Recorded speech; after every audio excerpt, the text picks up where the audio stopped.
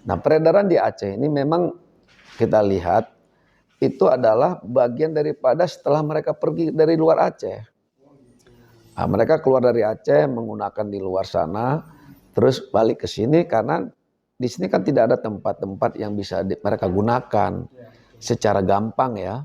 Karena di sini mungkin tempat hiburan nggak banyak, mungkin tidak ada tempat hiburan di sini. Tempat hiburan yang untuk mereka lah. Kalau bagi kita ini kan tempat hiburan di Aceh banyak. Bagi saya banyak di mana? Karena hiburan dia sama hiburan saya kan berbeda. Tempat hiburan saya adalah gunung, laut, sungai. Mereka kan tidak mungkin. Tempat hiburan mereka adalah yang berkecimpung dengan kehidupan yang glamor, rame orang, terus banyak musik, gitu kan. Nah, kalau di sini kan mungkin bisa katakan tidak ada tempat mereka.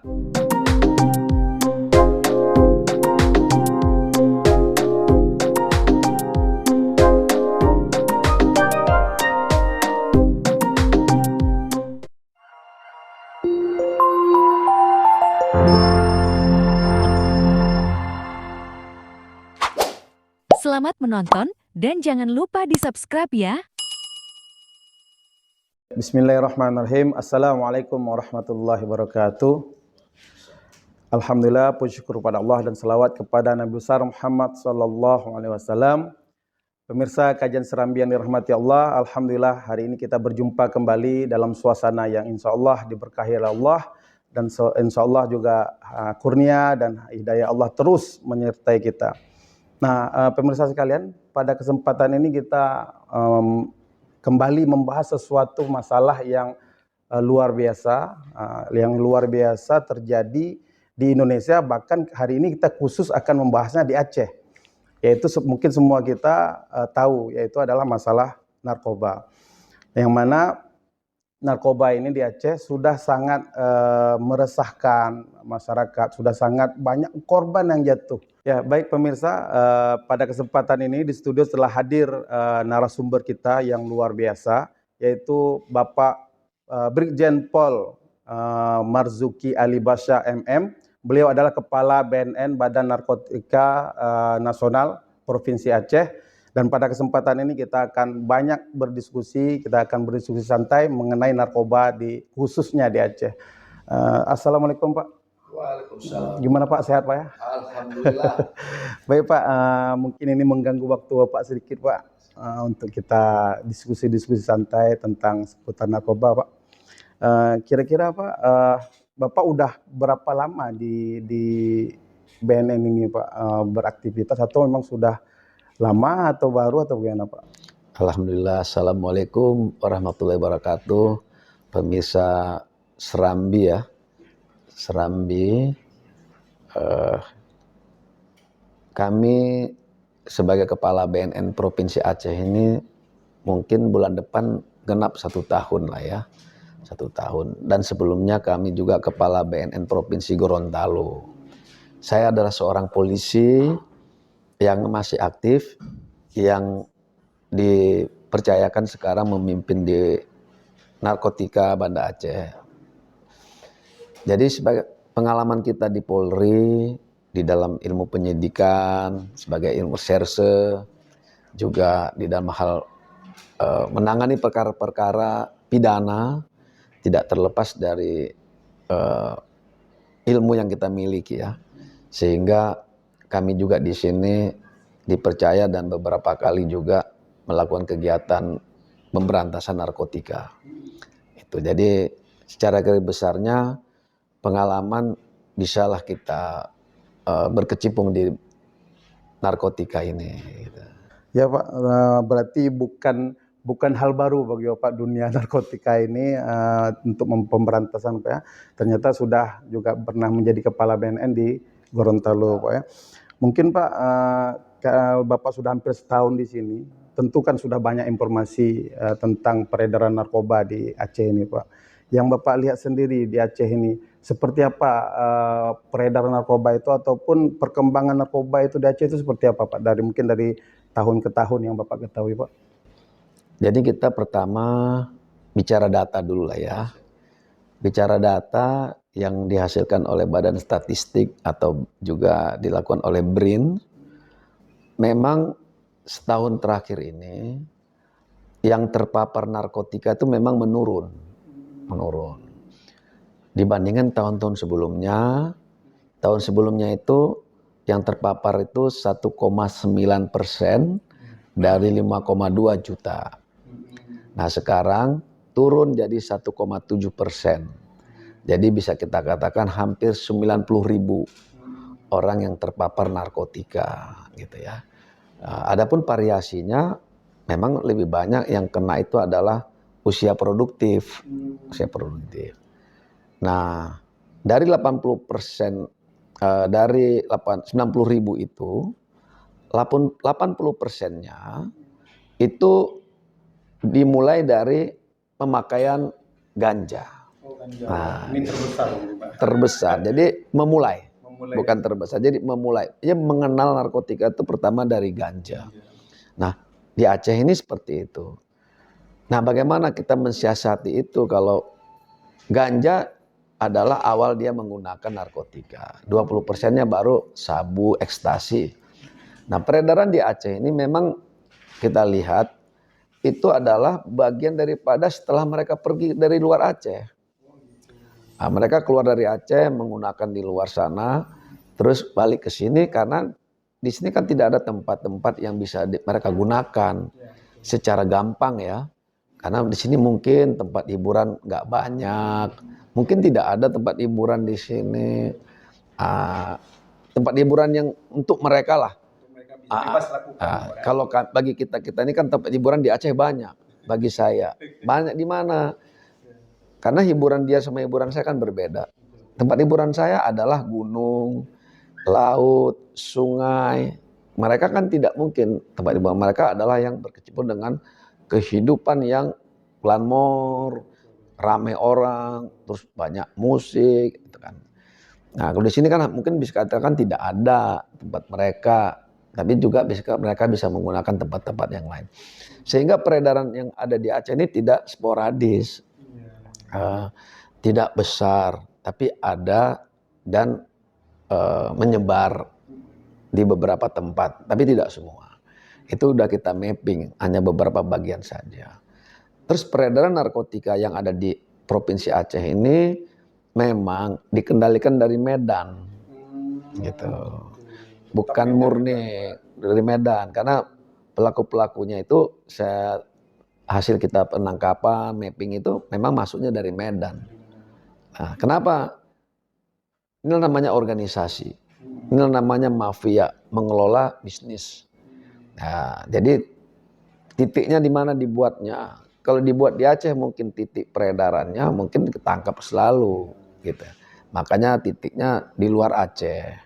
Dari mana kita tahu? Itulah hasil daripada pengembangan setiap kasus yang berhasil kita ungkap, gitu ya. Tapi percayalah, suatu saat nanti Aceh ini benar-benar bersih dari narkotika. Insya Allah kita sama-sama memberantasnya, gitu. Jadi Pak, dari peredaran tersebut Pak, kira-kira di Aceh itu yang paling banyak itu pengguna itu apa Pak? Misalnya kan banyak jenis nih, ada ganja, ada sabu-sabu segala macam. Tapi untuk Aceh itu jenis-jenis narkoba ini yang beredar itu apa Pak? Terus yang paling banyak itu apa digunakan oleh masyarakat? Sebagaimana kita ketahui di Aceh ini, itu yang paling banyak digunakan adalah pertama ganja. Nah, ganja. Kedua itu baru sabu. Sementara ekstasi itu ya sedikit sekali, nggak terlalu banyak. Bisa kita bilang nggak sampai 1% lah penggunaan ekstasi itu. Tapi ganja dan sabu itu berimbang. Yang mendominasi Pak. Kan kalau ganja mungkin harganya juga murah, untuk mendapatkannya lebih mudah dibandingin ini. Terus penggunaannya ganja itu kan lebih mudah lah. Dia karena efek yang dimunculkan dengan sabu, ekstasi, dan ganja itu berbeda, sehingga lokasinya pun berbeda untuk penggunaannya gitu. Terus ini Pak, nih agak sedikit kita di masyarakat Aceh itu dari dulu itu ganja itu agak familiar bagi mereka. Bahkan kalau kita lihat, pernah kita kalau baca-baca Di masyarakat Aceh ganja ada yang jadikan bumbu masak gitu. Nah, itu bagaimana Pak? Maksudnya mungkin batasannya apa ya? Apakah memang tidak boleh sama sekali biar atau memang ada batasan tertentu boleh dikonsumsi gitu? Karena di masyarakat Aceh saya lihat itu ada dikonsumsi jadi bumbu masakan, ada jadi kosmetik, ada jadi obat-obatan juga. Itu bagaimana itu? Baik ya, jadi begini, kita secara real saja, itu namanya NPS, nah, New Substance Psikoaktif. Jadi begini, di dunia ini ada 1.300-an NPS. Gitu. NPS itu yang sudah terdaftar itu kurang lebih 130-an. Nah, sehingga negara itu memang harus selalu update terhadap barang-barang NPS ini. Kenapa dulu ganja boleh, kenapa sekarang dilarang? Nah, kita jangan lihat ganja di tahun 76 itu ya, 75. Kita lihat aja yang baru-baru sekarang. Contohnya tembakau gorila. Tembakau gorila tidak masuk ke dalam narkotika saat digunakan. Setelah digunakan dan viral, ternyata efeknya parah, menyebabkan kerugian orang lain, ini menyebabkan bahaya, sehingga dimasukkanlah di dalam penelitian, masuklah dalam kategori 1, golongan 1. Begitu masuk golongan 1, masuklah barang-barang yang dilarang. Nah, jadi setiap ada perubahan-perubahan zat-zat yang ditemukan yang mengakibatkan efek seperti yang saya sampaikan tadi itu, maka akan diteliti ulang oleh BNN, oleh negara, Menteri Kesehatan, nanti dapat dimasukkan golongan berapa, 1, 2, 3, atau 4. Apabila masuk golongan 1, terlarang untuk digunakannya. Dulu ganja bebas, memang tidak ada penelitiannya. Nah, sekarang contoh, banyak ada namanya jamur ya, jamur, kecubung. Nah, itu kan belum dilarang hari ini. Gitu. Nanti apabila diproduksi massal dan mengakibatkan orang meninggal, efeknya kecelakaan, merugikan orang lain, orang dibunuh akibat pengaruh itu, maka akan diteliti ulang. Apakah jamur ini akan terlarang masuk golongan 1, golongan 2, golongan ketiga. Begitu masuk golongan 1, harus terlarang. Nah, ganja sekarang di Aceh familiar. Tahun 75 ke bawah, orang bebas jualan, menggunakan. Tapi begitu tahu efeknya, akhirnya tahun 76 itu 76 dilarang. Nah, sekarang kita masih mengkonsumsi itu, ya pilihan. Kalau mau menggunakan itu kan pilihan. Suatu saat tertangkap, kan tetap harus ada undang-undang yang harus diterapkan. Oh ini Pak bumbu masak, ya silakan. Itu kan pilihan. Apa bedanya sabu-sabu dipakai bumbu masak nantinya? Kan bisa-bisa saja. Nah, kalau tertangkap nanti, ya resiko yang harus dihadapi. Enak enggak? Ya, nama yang dilarang pasti enak. Masih mana yang dilarang tidak enak? Enak kan? Yang dilarang itu sesuai dengan lagunya Rhoma Irama kan? Yang enak-enak pasti dilarang. Kan begitu. Kita kembali ke Rhoma Irama saja. Nah, kalau dibilang ini bumbu masak, kenapa dilarang? Ya jangan tanya sama saya. Kenapa negara menciptakan itu larangan? Nah, di depan saya kamu boleh jualan. Kenapa? Begini loh. Dia boleh pakai bumbu masak itu. Dia boleh jualan ya. Pertanyaannya, apakah setiap manusia yang makan di situ sama kesehatannya? Pertanyaan begitu aja dulu. Kondisi pertama. Nah, ditaruh lebihan. Tiba-tiba ini jalan. Contoh begini ya. Saya kasih contohnya. Di luar negeri, semua boleh kita bilang. Minum boleh, apa boleh, apa boleh. Tapi peraturannya ketat. Kalau kamu minum di diskotik atau di tempat-tempat itu minum, mau bawa mobil, oh bahaya. Dia dikasih sama polisi itu alat tiup, berapa kadar alkoholnya. Tinggi, dilarang bawa mobil. Berjalan pun dilarang. Nah, dia membuat aturan tapi dijaga. Nah, sekarang kita menggunakan itu. Berapa banyak dikasih bumbu ganja itu. Umpamanya nih, kalau ada ya sekarang. Terus ada yang makan di situ. Tahu-tahu dia pulang bawa mobil. Ada efeknya lah umpamanya. Ini umpamanya dulu nih. Tetap dia nabrak rumah orang. Kan dibawa dia ke rumah sakit. Terus diperiksalah darahnya. Ternyata di darahnya mengandung namanya kanabinoid atau karabinol. Itu adalah unsur dari badan ganja. Ditemukan melebihi dari darahnya. Setiap orang kan gumpalan darahnya beda-beda tuh. Darahnya kelebihan itu sehingga mengakibatkan dia mabuk. Nabrak orang meninggal. Pertanyaannya, siapa yang harus kita salahkan? Kan begitu. Apakah pemilik restoran bisa kita salahkan? Apakah dia kita salahkan? Atau yang matinya kita salahkan? Gitu. Nah, kemana? Tentu kita kembali undang-undang nih. Kembali ke undang-undang. Kalau ada positif, ya. Nah, mau tidak mau kan? Nah, kamu positif ganja. Ya Pak, saya tidak pakai. Saya makan di warung itu. Berarti warungnya kan? Warung itu kan harus diperiksa. Sama dengan menggunakan ekstasi, menggunakan sabu dan bahan-bahan lain. Waktu dia bawa mobil nabrak orang kan diurut tuh, diurut.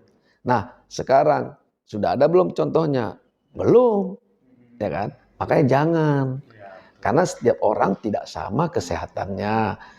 Nanti kan dokter bilang meninggalnya akibat overdosis, kan boleh-boleh aja dokter mengatakan itu. Nah, siapa yang memberikan dia overdosis?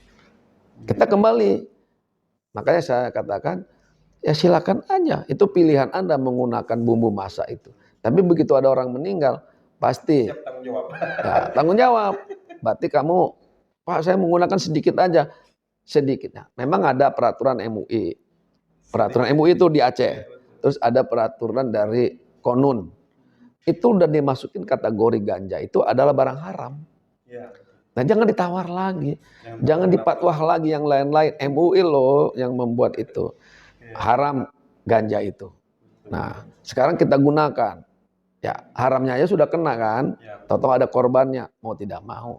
Janganlah, jangan mencari celah-celah hukum itu untuk membela diri yang akibatnya rugi sendiri gitu. Terus Pak, gini Pak, yang ingin kita tanya selanjutnya apa namanya? Di dunia pendidikan Pak, ataupun anak-anak sekolah atau pelajar atau mahasiswa. Nah itu peredaran narkoba di kalangan pelajar, mahasiswa itu seperti apa Pak? Apakah di Aceh atau di Kota Banda Aceh ini angkanya tuh besar? Atau bahkan memang sangat memprihatinkan atau bagaimana? Mungkin kami kan masyarakat nggak tahu nih Pak, takutnya nanti masyarakat sekolahkan anak di sini, ya, sangka aman saja. Ternyata di dunia pendidikan juga tidak kalah hebatnya mungkin Pak. Itu mungkin dari Bapak seperti apa informasinya? Ya dari hasil data ya, tidak terlalu banyak korbannya adalah pelajar, nggak banyak, hanya sebagian. Tapi yang banyak itu udah putus sekolah tapi usia pelajar. Anak-anak putus sekolah tapi di usia pelajar yang banyak. Kalau anak pelajarnya nggak banyak, sedikit sekali, nggak sampai 1%, nggak sampai 0,0 gitu ya. Nah itu korbannya rata-rata nggak tahu, nggak sadar dia kenanya dari kawannya. Karena begini, narkoba itu kan dimasukin dengan segala cara. Kalau yang terlihat mungkin nggak mau dong, makanya dicoba dengan beberapa cara. Ingat, kan tidak mungkin langsung disabu dikasihnya. Kalau sabu kan prosesnya mungkin agak repot ya. Nah, dicari ekstasi yang lebih mudah. Ekstasi dibilang ini permen vitamin C. Ya, gitu kan. Vitamin C. Begitu dia sudah kena ekstasi, sehingga kan badannya itu nagih itu. Nagih. Apa ini ekstasi? Kan sudah kadung nih. Waduh, saya udah kena narkoba. Berarti gimana nih? Udah, kita coba sabu aja deh. Nah, kalau ekstasi susah dicari, akhirnya coba. Coba lagi ganja deh gitu. Akhirnya dia udah mau, tubuhnya kan minta nih. Bagaimana cara mengasup tubuh itu supaya tenang? Ya dengan mengisi narkotika lainnya. Akhirnya terpaksa uang keluar. Dengan cara apa? Ya apa yang ada dijual dulu. Kalau orang tuanya punya duit aman. Kalau pas nggak banyak bisa mencuri, merampok, bisa menjual semua barang-barang kawannya. Nah itu yang kejadian. Usia berapa? Wah, udah variasi sekarang. Ada yang 11 tahun, 10 tahun. Di mana kenanya? Ada anak sekolah, ada di pesantren. Nah, banyak. Ada bahkan yang 10 hatam 10 juz tumbang juga kena narkotika sabu. Habis Quran kan. Nah, dia kenanya udah parah. Makanya kita rehab kemarin itu. Insya Allah waktunya 6 bulan ya sembuh, kita kembalikan ke orang tuanya. Gitu. Terus Pak gini Pak, Ini mungkin untuk ilmu bagi masyarakat, mungkin bagi saya juga Pak. Maksudnya bagaimana caranya kita itu mengetahui ciri-ciri bahwasanya seseorang itu udah terpapar narkoba nih, gitu. Kan bisa jadi masyarakat orang tua kan kebanyakan taunya ketika sudah kolep Pak. Sudah kolep ini kalau bisa kan lebih tahu tahu lebih awal, mungkin kan pencegahannya tidak begitu capek Pak. Nah ini bagaimana Pak? Apa tanda-tandanya mungkin Pak, tanda-tandanya, oh ini udah terpapar ini dia gitu. Jadi begini, sebenarnya itu kan terpapar tidak terpaparnya itu orang tua sebenarnya dari awal sudah tahu. Sudah tahu kalau dari awal orang tuanya bergaul sama anak. Gitu.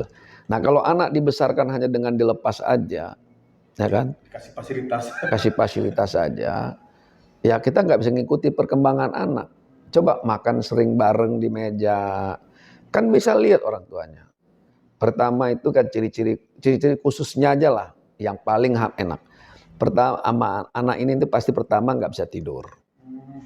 Susah tidur. Terus kedua, sudah mulai menyendiri.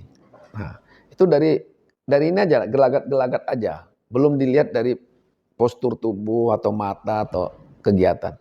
Dari kegiatan apa aktivitasnya itu sudah kelihatan. Sering menyendiri, menjauh, tidak mau ketemu orang tua, terus makan sudah mulai beda, lahap gitu kan. Nah, dari ciri fisik mata itu sering cenderung berair, merah gitu ya. Terus karena kurang tidur itu tadi. Nah, terus kalau bahagia kelebihan. Enggak wajar. Kalau senang, kesenangan. Nah, itu. Orang tua yang bisa melihat itu, perubahan-perubahan fisik itu.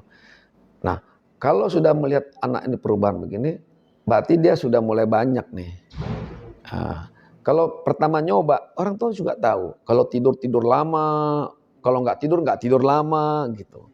Nah, anak itu akan menyendiri di kamar atau pergi dari kamar. Nah, bagaimana solusinya? Sebaiknya orang tua per 3 bulan anaknya dites urin. Mau 10 tahun, mau usianya masih kecil. Itu saya bilang tadi, masuknya narkotika mungkin dia tidak sadar. Tapi dengan dites urin, kepercayaan orang tua lebih tinggi. Nah, kalau sudah terpapar anaknya, mohon maaf, jangan pernah ditinggal. Sedetik pun anak jangan ditinggal, ditempel terus. Tempel terus, diikuti terus dengan cara terapi terus, pengobatan terus. Begitu sembuh, jangan dilepas lagi, tempel terus. Karena setiap hari dia akan dipengaruhi terus bagaimana dikejar dengan barang itu. Nah, jadi orang tua lah sangat-sangat mendukung anaknya. Anaknya di kos umpamanya, sekolah di kos. Ya pas pulang dites urin atau kita datang dites urin. Tahu siapa kawan, tahu dia di mana. Tahu apa yang dia makan. Cuma problem sekarang kan orang tua banyak sibuk Pak.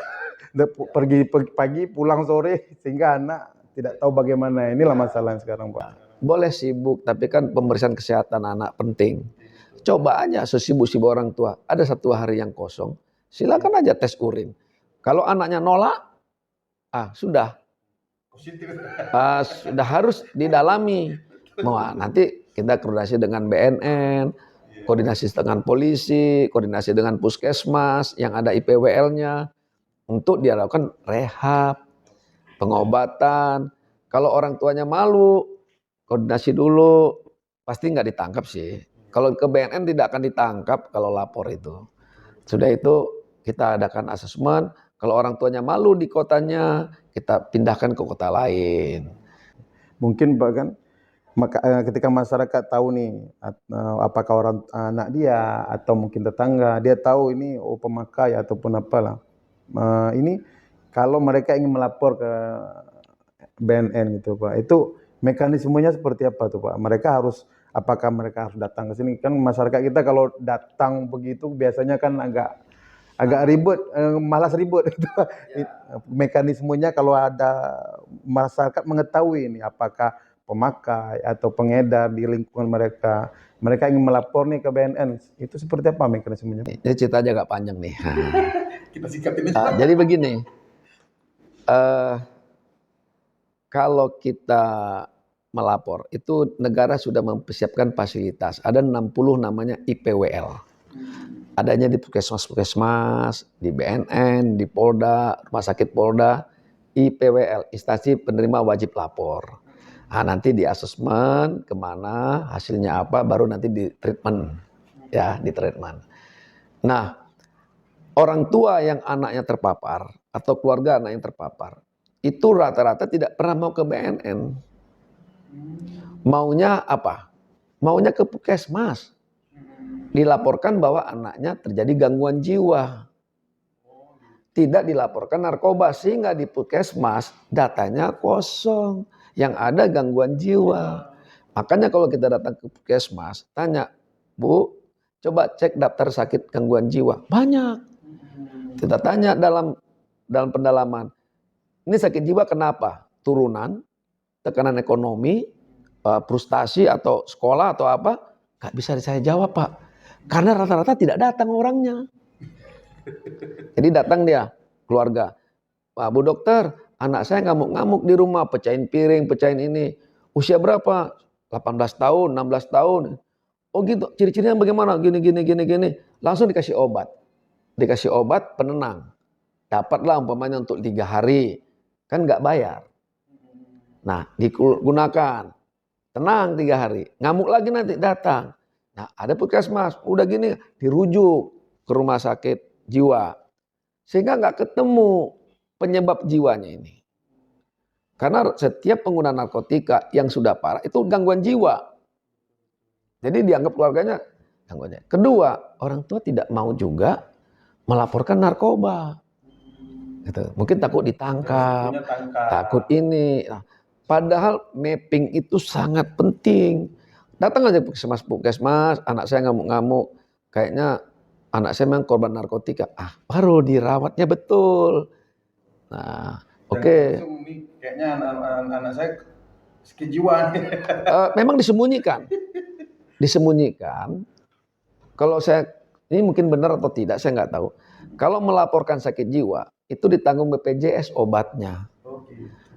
Ini entah benar enggak. Tapi kalau dia bilang, Pak, anak saya pengguna narkoba, obatnya nggak ditanggung. Karena beda obat. Nah, apakah ini benar? Saya kurang tahu juga. BPJS itu menanggung korban narkoba tidak? Pak, anak saya korban narkoba, BPJS menanggung nggak? Nah, ini lagi kita dalami. Kalau kita tanya nggak ditanggung sih. Yang ditanggung sakit jiwa. Apa betul, Mbak, Mas di sini? Coba dicek lagi. Atau kita pura-pura lapor ke puskesmas, Pak, anak saya sakit jiwa karena narkoba. Apakah bayar obat-obatnya gitu kan gitu. Nah, mungkin puskesmas nggak mau juga. Udah ke BNN saja gitu. Itu gitu ya. Jadi itu sekilas. Prosedurnya nggak rumit. Tapi proses membawanya rumit. Mereka datang ke sini. Namanya gini ya. IPWL. Instansi Penerima Wajib Lapor.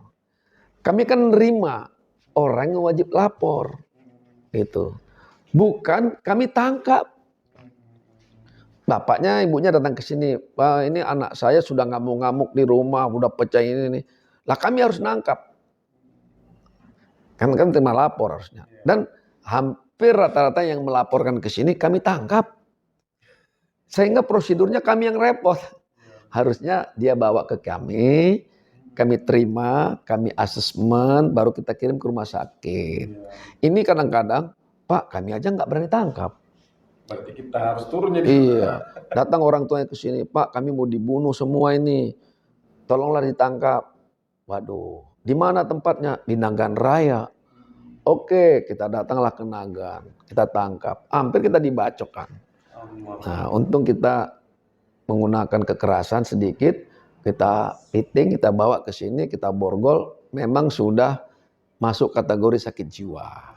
Nah, kemarin juga pergi-pergi bawa golok dia, bawa pisau kayak rencong, tapi bukan rencong gitu. Semana dia pergi, selalu dia bawa. Orang tuanya laporan, keluarganya laporan, tolong jangan ditangkap di rumah, nanti kami yang kasih tahu bahaya, kami dibunuh nanti. Terus nangkapnya di mana? Udah pas keluar rumah di manalah, pokoknya ditangkap di luar. Waduh, kita lihat badannya besar. Waduh, Nah, ini tidak mempan 2 orang, harus 4. Kita berangkatlah, kita tungguin kira-kira 1 malaman lah kita tunggu. Keluar dia, kita borgol, kita piting semua, kita bawa ke rumah sakit jiwa. Alhamdulillah udah sembuh. Nah gitu. Jadi prosedurnya nggak sulit. Cuman sebenarnya waktu melapor langsung bawa korban, Pak ya, di situ. Idealnya mah begitu. Idealnya kan IPWL, Instansi Penerima Wajib Lapor. Kami penerima orang wajib lapor lah, bukan kami tangkap. Harusnya kan diganti PWL-nya, wajib tangkap kan begitu kan, tidak. Tapi ada juga yang melaporkan, baru kapan ada waktu kita laksanakan. Kami siap ke rumahnya. Kalau jauh sekali, apakah kami nanti ada biaya atau tidak, kami bicara dengan dinas sosial. Ada nggak biaya untuk menangkap ke sana? Karena kami juga kan tidak ada biaya menangkap. Karena peraturannya kan 2. Biar saudara permisa tahu. Peraturan itu 2. Namanya voluntary, namanya compulsory. Kalau voluntary itu sukarela datang ke sini. Nah, kalau compulsory ditangkap dulu, baru nanti direhab. Tapi prosesnya proses pengadilan. Kalau datang sendiri sukarela, aman, lahir batin. Tidak ada proses hukum. Tidak ada proses hukum. Nah, masalahnya mereka minta ditangkap. Kalau kami mengeluarkan anggaran tangkap, nggak bisa. Harus diproses hukum. Kenapa? Uang negara sudah keluar untuk menangkap itu. Sementara negara bilang, kamu tuh sukarela. Jadi kami punya uang tapi tidak bisa dipakai ke sukarela. Makanya ini beban siapa? Kalau beban saya menggunakan anggaran dinas. Nah, begitu anggaran yang kita keluarkan, mohon maaf Pak, ini bukan sukarela, tapi penangkapan, prosesnya hukum. Nah, aduh Pak, kok ditangkap anak saya? Lah kalau gitu bawa ke sini, gitu. Berarti masyarakat salah paham takutnya tentang ini, Pak ya. Terus gini Pak, misalnya ini mungkin udah di ujung-ujung gitu Pak. Misalnya masyarakat tadi melapor nih, tetangganya atau apalah yang pemakai atau pengedar, itu mereka mungkin mau melapor, tapi jaminan keamanan mereka ini itu bagaimana Pak? Misalnya apalagi kalau narkoba ini kan terkenal mafia, jaringannya luar biasa, kejahatannya luar biasa. Nah, makanya masyarakat pun kadang-kadang nggak mau menyentuh area ini. Maksudnya walaupun tahu tuh di sebelah ada pengedar segala macam, mereka pasti memilih bungkam daripada melapor karena resikonya keamanan mereka, ini mereka. Nah, itu mungkin di masyarakat, termasuk saya mungkin Pak. Jadi mungkin jaminan kalau bagi ada yang mau melapor masyarakat nih, mereka ingin melapor, cuman keamanan mereka ini, jaminan keamanan mereka dari negara itu seperti apa itu Pak? Alhamdulillah ya, sebenarnya melapor itu kan ada dengan cara verbal, ada dengan cara lainnya ya. Melaporkan tidak harus datang, tidak harus ketemu. Kan kita punya jaringan telekomunikasi, dibuka peluang, dibuka surat, dibuka kantor pos gitu ya. Silakan lakukan yang mana yang bisa. Tidak mungkinlah kita, oh kata si A tetanggamu, kamu narkotika saya tangkap. Lah nggak begitu.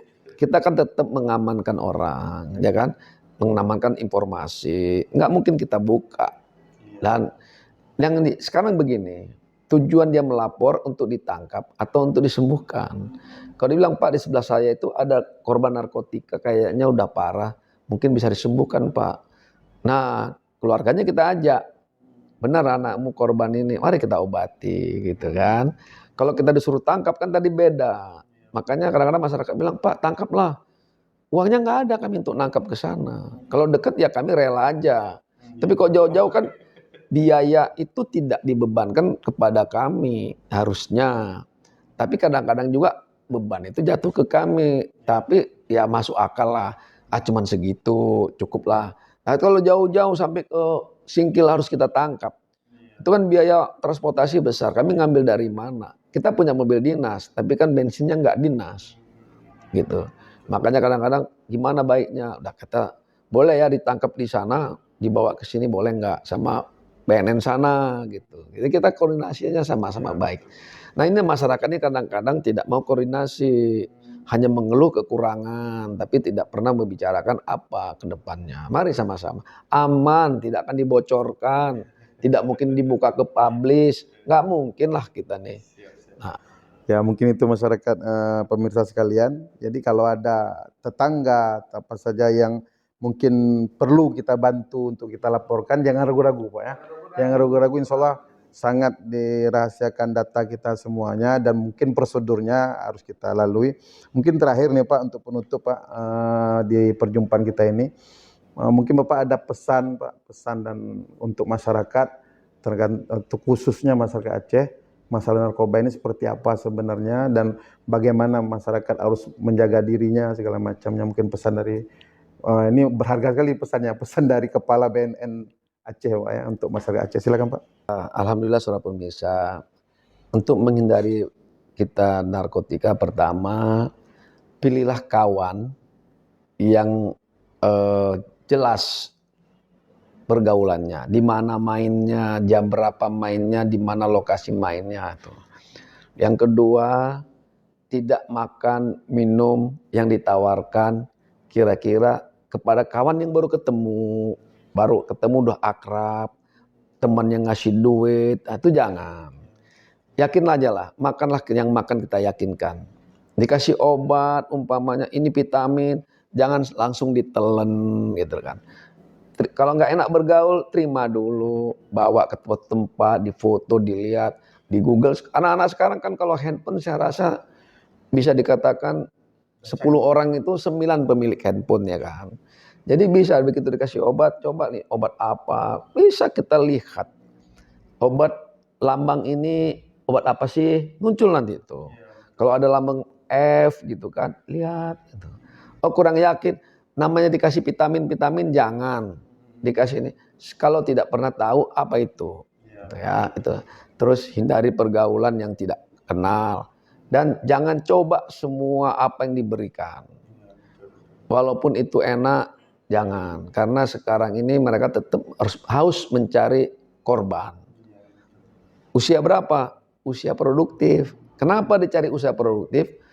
Biar kecanduan itu panjang. Jadi bisnis mereka tetap jalan gitu.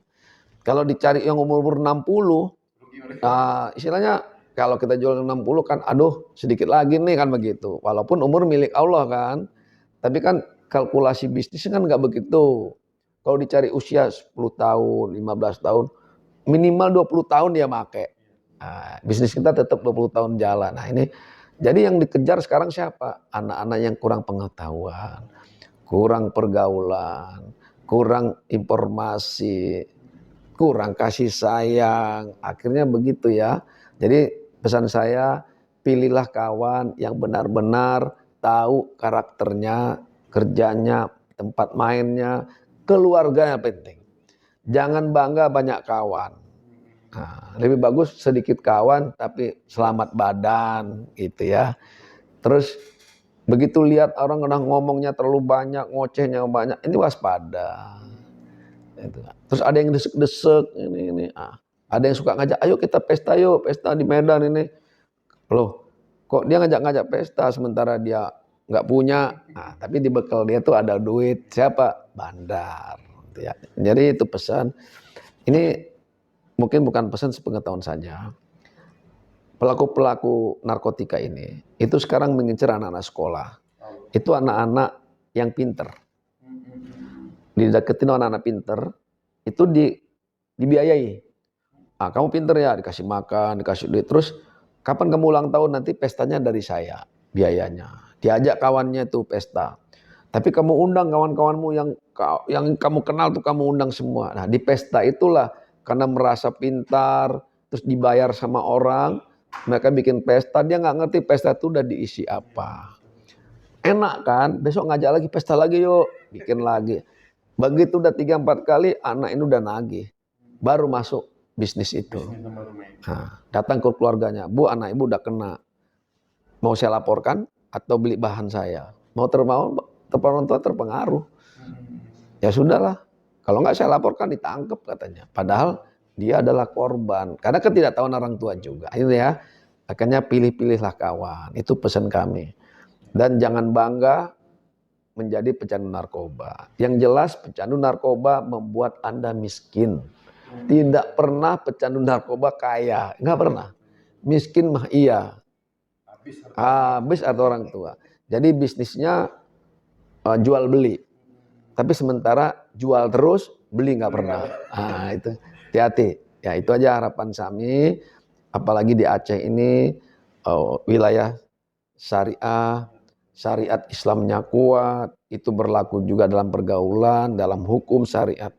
Ya kalau bisa penggemar narkoba ini kita cambuk. Kalau bisa ini kan, kita satu kali 1.000 orang, 1.000 cambuk gitu kan, dicuci 5 tahun. Sehingga terhindar narkoba 5 tahun ya. Gitu. Mungkin saja itu biar saja negara yang memikirkan itu nantinya. Terima kasih Iya. banyak, Pak.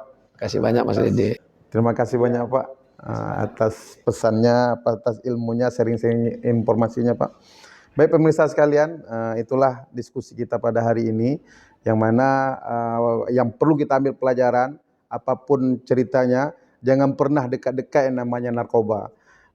Kita akan merusak diri kita, merusak lingkungan kita, merusak masa depan kita. Dan ingat kata Pak Marzuki tadi, ini targetnya adalah orang-orang yang usia produktif. Jadi bagi ayah bunda yang memiliki anak, tolong dijaga betul anaknya, berikan kasih sayang yang penuh kepada anak kita, supaya kita tahu setiap menit, setiap detik tentang anak kita. Ini pesan yang sangat harus kita laksanakan, karena sayangilah anak kita, supaya anak kita terjaga dari bahaya ini. Ingat pesan Bang Napi, kejahatan itu bukan terjadi karena ada kesempatan, bukan karena ada niat, tapi karena ada kesempatan. Waspada dan waspadalah. Jangan sampai kita menjadi korbannya, jangan jadi anak kita jadi korbannya, kita jadi korbannya. Mungkin itu dari kami, yang benar datangnya dari Allah, yang salah datangnya dari kami mohon maaf yang sebesar-besarnya. Sekian, terima kasih, banyak maaf. Assalamualaikum warahmatullahi wabarakatuh.